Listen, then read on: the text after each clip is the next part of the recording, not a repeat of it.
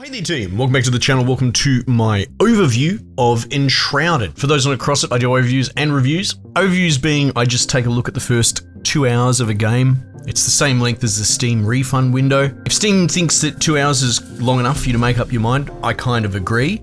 As I've said before, if a game can't convince you that it might be for you in the first 2 hours, I doubt 20 hours is really going to change your mind. So by doing this, I can put the game out there and let people know that it exists, but at the same time, it helps me triage what I will and won't review going forward. There also might be some footage up on the channel still before I kind of pivoted back into reviews, doing a bit of let's play stuff of the first hour or so. So far, I like this game a lot. It's doing a lot right. It's doing some stuff not wrong, but probably, needs polish under the early access banner and quality of life issues, to be perfectly honest. What this is it's like a Valheim-like, a survival craft open world sort of thing. You can play at 16 players. Maybe I should get something going with my community. We covered Moria late last year, and I absolutely had a blast with that. But that was like herding cats because it was only on Epic. Anyway, the gimmick, I suppose, what would make this stand out?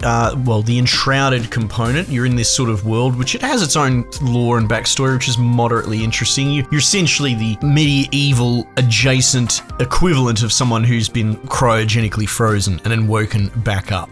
Sort of post-apocalyptica in a fantasy setting. I think the idea is that people have thought out before you and built civilizations which have then in turn failed. So there's a bit there. There's a bit there that I've scratched at, but these sort of games, that's never the pitch. So there seems to be this sort of shroud that you move into these deep valleys. Think of the exaggerated idea of fog sitting in a valley, and that's what you've got. You go in there and it's ultra limited visibility from like an artistic direction decision. You can't really see more than a couple of feet in front of you, and you've got essentially a death timer while you're in there. So you're staggering around in the dark. And, there are little gamey mechanics where you can refill your, I was going to say oxygen timer, but that's kind of what it is. I'm not 100% sure how procedural or seed generated this game is, because I went and fought like one of the first boss areas, and it's in this fairly complex, it feels kind of hands-on, it feels built. This tower that sort of delves deeper and deeper down into the shroud and then fighting a boss in there. So I'm not sure, it could be a hybrid. It could be that you've got these sort of set-piece dioramas scattered around a generated world, but I'm not 100% sure. I suppose the important takeaway is that it doesn't feel like one of those drab copy-pasted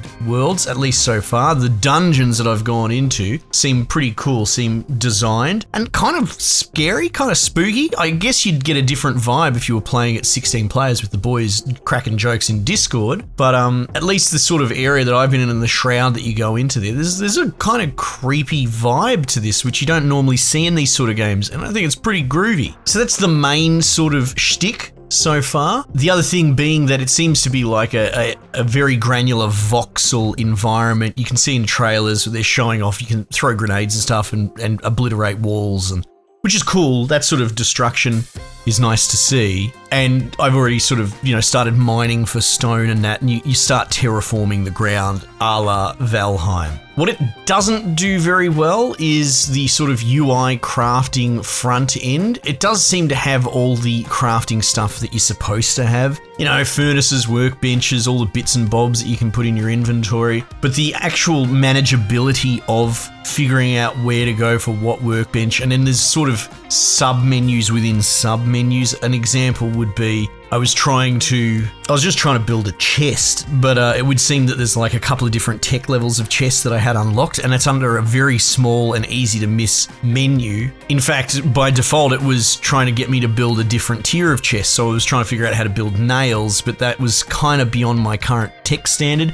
Eventually I figured out you can make a crappier version of the chest out of like twigs and string. But yeah, I guess, I'll get used to it as I put more time in, but at first blush, and especially releasing around so many other games doing the same thing. Pal World's a great example, although that's a little bit different, way more different crafting benches for each subcategory, but still very clean. And then of course you do have Valheim, but even things like Small World's gone into full release. I'd have to check back in on that. My point is that there is kind of a bit of a status quo when it comes to these survival builders, and it's not all necessarily to be compared against Valheim, but there's sort of, do's and don'ts, there's faux pas, right? And this game, like another example would be that you can't actually craft directly from chest inventory. And like even Mario was doing that, but in truth, Mario is much closer to copy pasting a lot of Valheim's fundamentals, which is for the better. So it just seems a little bit mind-boggling to me that they have chose to, or even launch into early access without that ability, unless I'm overlooking something. But it seems, yeah, if you want to craft anything, you have to go to the chest and put all this shit in your inventory and then go back to the bench and craft it, as opposed to just doing it straight from your base inventory. Hopefully this is something that they'll change, because that might actually be a deal breaker for people that like these sort of games. Another thing that sort of got my cogs turning in my head, I ended up fighting this boss kind of before my time. I was clearly not high enough level. And two things sort of set off red flags. One, when fighting him, it would seem that my character, I kind of had to fight a two-step move set that he had. He would come up and kick you in the face and you would dodge, and that's fine. But then he would generate this overarm swing animation, and you couldn't physically re-dodge in that time period to dodge the next one. And to me, I was like, that's very messy. It's not exactly what I'd call a stun chain, but I'm kind of forced into an animation lock scenario where I can't chain two rolls together quick enough to respond to what almost seems like a guaranteed moveset. He always does the kick followed by the swing. So I'm like, are they trying to make it more stat driven than action driven? Like the truth is I just have to eat shit and take one of these hits or something? Not really sure what's going on there. But again, maybe I'll understand more as I put more time in. This is all still very cursory, but it does seem like a bit of a misstep to allow me to be animation locked in my dodges and not allow me enough time to actually dodge the attacks. I'm hoping this makes sense. It's difficult to explain. One of the other things that's a little bit more overt is getting in and grabbing your gear, because you drop all your gear and, you know, I don't want to lose it Dark Souls-esque. Getting your gear back out of the boss fight and running back all the way up the, 6 floors to the top of the dungeon. And there's no fast travel, and you're not allowed to fast travel when you're in the Shroud.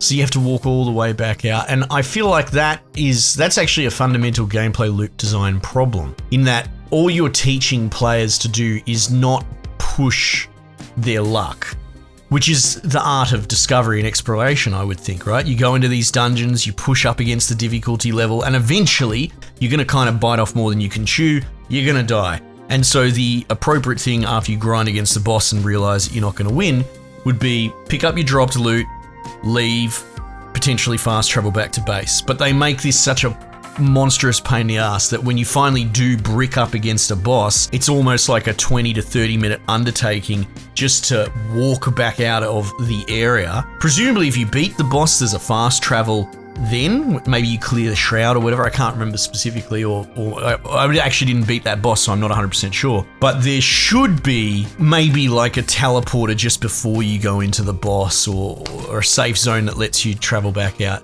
It might seem like a small thing, but it's kind of jarringly noticeable. So yeah, the things that I'm rattling off, the common thread is that there is a lot of quality of life stuff that I think most will expect from this sort of genre that's kind of missing. That's not to bash this game, it has a lot of promise, it's very polished. I was using like a magic wand, which isn't something I use very often, but the way it was locking on and fighting, it was quite punchy, it was very fun combat. In fact, the combat overall seems quite clean, which again, we all love Valheim, but the combat in Valheim is probably the weakest part, and most of these sort of games, the combat is a bit of an afterthought, because the main loop is the crafting building. So this has got one of the better combat systems that I've encountered in one of these games. It's also doing like rest and food. It's sort of doing Valheim Plus there, so building shelters and resting by a campfire, and then you sit down and you can go into a cook animation. It seems to be borrowing heavily from that which was laid out there, which is a good thing. I think that's an evolution in the genre. The stomach spots that you can fill with food for different buffs, I think, is almost a must-have at this point. Anyway, so look, there's my early thoughts on Enshrouded. Will I review it? Maybe, we'll see. The list is very, very long, but at the very least, I wanted to put it out there and put it on people's radar. But yeah, off to a promising start. Even despite all the polish and the interesting stuff that's going on here, it still seems a bit rough and seems like maybe it will have a long development cycle, but this is all speculation, who can say? Anyway team, I might just leave it there for the time being, and I'll catch you guys on the next one.